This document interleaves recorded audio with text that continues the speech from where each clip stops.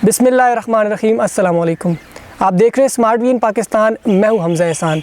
आज जो शख्स, बल्कि अगर मैं ये कहूं कि शख्सियत मेरे साथ मौजूद है, वो किसी तारीफ़ की मोहताज नहीं।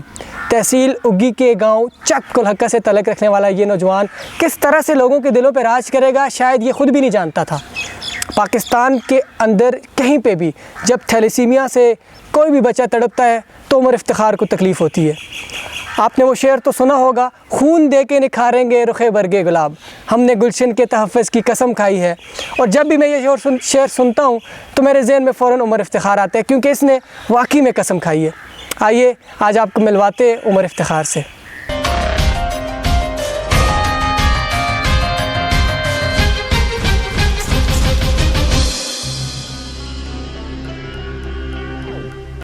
अस्सलाम वालेकुम उमर। वालेकुम अस्सलाम। कैसे हैं आप? अल्हम्दुलिल्लाह। आप सुने? उमर, सबसे पहले तो आपका बहुत शुक्रिया, आपने प्रोग्राम में वक्त दिया। गुफ्तगू का आगाज़ करते हैं। उमर, मैं ये समझता हूँ कि आज आप जिस मुकाम पर हैं, आपको जो शोहरत मिली है वो कल्ब की वजह से है। बिल्कुल। तो सबसे पहले हमारी नाज़रीन को कल्ब वेलफेयर के बारे में बताएं। कल्ब वेलफेयर फाउंडेशन एक रजिस्टर्ड इदारा है जो हुकूमत पाकिस्तान से रजिस्टर्ड है। आप कल्ब वेलफेयर फाउंडेशन को एक तहरीक का नाम भी दे सकते हैं, एक सोच का नाम भी दे सकते हैं और एक इनकलाब भी कह सकते हैं, जो कि इंशाअल्लाह पाकिस्तान से थैलेसीमिया जैसी मुज़ी मर्ज़ का ख़ात्मा करेगा और पाकिस्तान में जितनी भी ब्लड अवेलेबिलिटी प्रॉब्लम्स हैं इन पर काम कर रही है। उमर, कल्ब वेलफेयर फाउंडेशन, क्या इसका मैंडेट, इसका मकसद सिर्फ़ और सिर्फ थैलेसीमिया के बच्चों को? नहीं, बिल्कुल नहीं। Club welfare foundation education, tourism, plantation, vocational centres और ड्रग्स के ख़िलाफ़ भी काम करती है। उमर, माशाल्लाह आप स्टिल यंग हैं। अमूमन इतनी उम्र में लोग जो हैं वो स्टूडेंट्स या जवान अपनी उम्र, अपना टाइम खेल कूद में, सैर तफरीह में वक्फ कर देते हैं। उमर इफ्तिखार ने इतनी सी उम्र में इतना बड़ा कदम उठाया, क्या सोच थी? ये उमर इफ्तिखार का कमाल नहीं है। ये मैं अक्सर नवाफिल भी पढ़ता हूँ कि अल्लाह पाक तेरा शुक्र है आपने मुझे इस काम के लिए चुना। और मैं अपनी खुशकिस्मती समझ रहा हूँ कि अगर मैं और यंग जितने भी लोग हैं उनकी तरह अगर इधर उधर नहीं हूँ और मैं ये काम कर रहा हूँ तो बड़ी बात है। बहुत ज़बरदस्त। उमर, मैं देख रहा हूँ ना सिर्फ डिस्ट्रिक्ट मानसरा बल्कि पूरे पाकिस्तान में आपकी टीम काम कर रही है। एबटाबाद, सवात, पेशावर, लाहौर, कराची तक आपके जवान, आपकी टीम के मेंबरान जो हैं वो थैलेसीमिया के लिए काम कर रहे हैं। इतने लोगों को आपने इंगेज कैसे किया? जब आप एक मिशन पे हो, आपके अंदर कंसिस्टेंसी हो, जज्बा हो, इखलास हो और ये जितना भी काम है ये प्यार और मोहब्बत के साथ होता है। और आजकल हमारे पास बहुत अच्छा प्लेटफॉर्म है सोशल मीडिया का। जब आप इसे पॉजिटिव वे में यूज़ करते हैं तो सब कुछ बड़ा आसान हो जाता है। उमर, आप माशाल्लाह से एक आइकन बन चुके हैं। आप शायद नहीं जानते लेकिन लोग जानते हैं आपको। आप थैलेसीमिया के बच्चों के लिए काम करते हैं, उनकी वजह से आपको शोहरत मिली। कभी सोचा था कि मेरी वजह शोहरत ये थैलेसीमिया के बच्चे, नन्हे बच्चे होंगे? मैंने अल्लाह पाक से हमेशा इज़्ज़त मांगी है और शोहरत तो ये सोचा था कि इंशाल्लाह शोहरत जो है वो किसी न किसी फील्ड में मिल जाएगी, लेकिन ये नहीं सोचा था कि इस काम में मुझे शोहरत मिलेगी। कभी नहीं सोचा? कभी नहीं सोचा। ज़बरदस्त। उमर, आप अभी भी संजीदा मिजाज के हैं, क्या बचपन में भी ऐसी संजीदा रहे या कोई शरारत की हो? नहीं, मैं शरारती भी था और संजीदा भी था। संजीदा के जितने भी काम होते हैं, संजीदा काम, उसमें मैं अनफोकस होता हूँ और जब भी तंज मज़ाह और शरारती वाले इस तरह का माहौल होता है तो वहाँ पे शरारतें भी। उमर, जब हम कोई भी कदम उठाते हैं, कोई भी काम, बड़ा काम हो या छोटा काम हो, जब उसका स्टार्ट लेते हैं तो बहुत सी रुकावटें आती हैं, बहुत सी मुश्किलात का सामना करना पड़ता है, कभी लोगों की तनकीद का सामना करना पड़ता है, कभी फाइनेंशियल प्रॉब्लम होती है। जब उमर इफ्तिखार ने कल्ब वेलफेयर फाउंडेशन की बुनियाद रखी तो क्या क्या मुश्किलात का सामना करना पड़ा? मुश्किलात, जब भी आप कोई भी काम शुरू करते हैं, ख्वाह वो अच्छा हो या आप कोई ऐसा स्टेप लेना चाहते हो जो कि अच्छा ना हो, मुश्किलात ज़रूर आती हैं। और मुश्किलात फर्स्ट स्टेप होती है आपकी सक्सेस के हवाले से। एग्जैक्टली। और आपने जिस तरह बात की कि तनकीद और ये चीज़ें, तो मैंने जब काम शुरू किया तो मैंने सिर्फ़ और सिर्फ अल्लाह की रज़ा सोची। और अगर मैंने इसलिए सोचता कि भाई लोग मुझे अच्छा कहेंगे या बुरा कहेंगे तो शायद मैं आज इस मकाम पे ना होता और मैं काम ये छोड़ देता। उमर, इंसान की कोई ना कोई आइडियल पर्सनालिटी होती है जिसको वो फॉलो करता है। उमर इफ्तिखार ने क्या सोचा था या वो क्या सोच रहे हैं कि मुझे इस जैसा बनना है? आइडियल पर्सनालिटी मैं चाहता हूँ कि मैं हज़रत उमर रज़ी अल्लाह तआला की तरह बनूँ, रज़ी अल्लाह ताला। और मैं फॉलो डॉक्टर इसरार को कर रहा हूँ। मैं कोशिश कर रहा हूँ कि मैं डॉक्टर इसरार की तरह बनूँ। उन जैसा नॉलेज आप गेन करना चाहते हैं? नॉलेज गेन करूँ, मैं लोगों को मोटिवेट करूँ, लोगों को इस्लाम की तरफ लेके आऊँ। लोगों को तो मोटिवेट आप कर चुके हैं, जिस तरह से आपकी टीम्स पूरे पाकिस्तान में काम कर रही हैं, जिस तरह आपने बताया कि प्यार मोहब्बत आपकी खुश इखलाक की वजह से लोग आपके साथ खड़े हैं। कि लोग तो पहले भी थे, थैलेसीमिया भी पहले था, लेकिन पहले उमर इफ्तिखार नहीं था। शेर के सितारों से आगे जहाँ और भी है। उमर, सहाफ़त को क्यों मुंतखब किया? सहाफ़त को इसलिए मुंतखब किया क्योंकि एक तो मेरी अम्मी का शौक़ भी था कि मेरा बेटा जो है वो ख़बरनामा पढ़े। दूसरा, मैंने जब होश संभाला, मैंने जब देखा तो हमारी सहाफ़त में प्रोफेशनलिज़म जो नाम होता है वो बिल्कुल नहीं रही है। मैं उस प्रोफेशनलिज़म को ज़िंदा करने के लिए आया। उमर, आपने कल्ब वेलफेयर फाउंडेशन के प्लेटफॉर्म से बहुत सारे सेशंस किए, सेमिनार किए, अवेयरनेस प्रोग्राम अटेंड करवाए, ब्लड के अवेलेबिलिटी वाले से लोगों को आगाह किया। ख़र्चा भी तो होता होगा? बिल्कुल। तो ये ख़र्चा कहाँ से पूरा होता है? आप खुद स्टूडेंट हैं। अल्लाह करते हैं।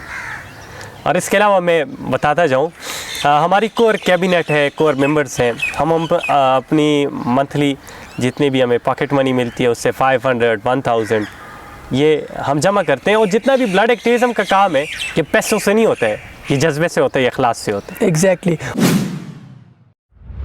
जब से आपने इस फाउंडेशन की बुनियाद रखी, इस पूरे सफ़र में सबसे ज़्यादा आपका साथ किसने दिया? ज़हूर भाई। ज़हूर भाई ने आपको सपोर्ट किया, आपको मोटिवेट किया? हाँ, मैं अक्सर कहा करता हूँ कि अगर आप जिगर वाले हैं तो जिगरी यार भी जो है ना वो लाजमी होने चाहिए। और ज़हूर भाई मेरे आप कह सकते हैं कि वो रीढ़ की हड्डी। उमर, आप एक ज़बरदस्त सोशल एक्टिविस्ट हैं, आप ब्लड एक्टिविस्ट हैं, आप हक़ के लिए आवाज़ उठाते हैं, आप इंसाफ के लिए आवाज़ उठाते हैं। अमूमन ऐसे लोगों को धमकियां भी मिलती हैं जब आप हक़ के लिए आवाज़ उठाते हैं या आप किसी को इंसाफ दिलाने की कोशिश करते हैं तो थ्रेट्स भी होते हैं। क्या उमर इफ्तिखार के साथ कभी ऐसा हुआ किसी ने कोई तनकीद की हो, कोई धमकी दी हो? उमर इफ्तिखार धमकियाँ देने वालों को बहुत बुज़दिल समझते हैं क्योंकि वो सिर्फ बोलते हैं, भौंकते हैं, एक्शन नहीं ले सकते।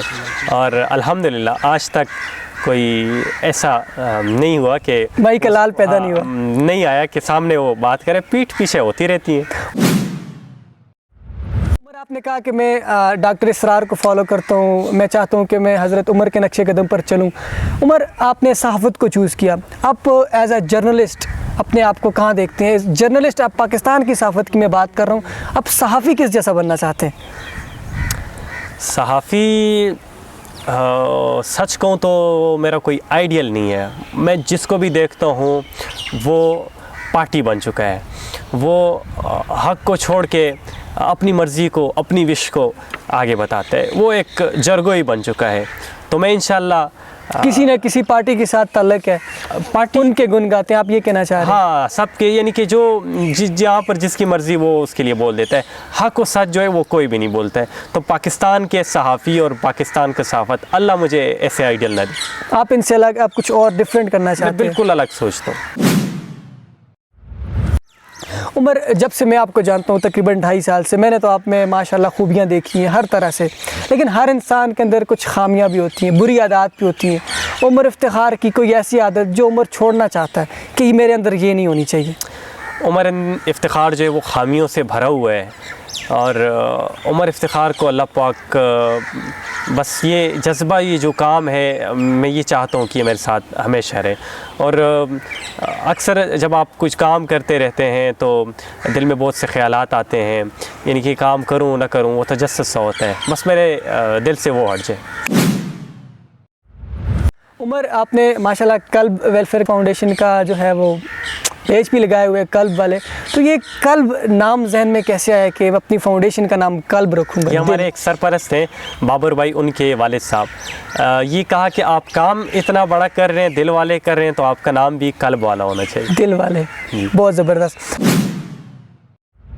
उमर, इस पूरे सफ़र में ऊंचाइयाँ भी आई होंगी, कभी किसी बात पे अफसोस भी होगा, कभी खुशियाँ भी आती हैं। ज़ाहिर सी बात है जब आपको आपके दोस्त आपके साथ हों तो सबसे ज़्यादा दुख किस बात का हुआ था?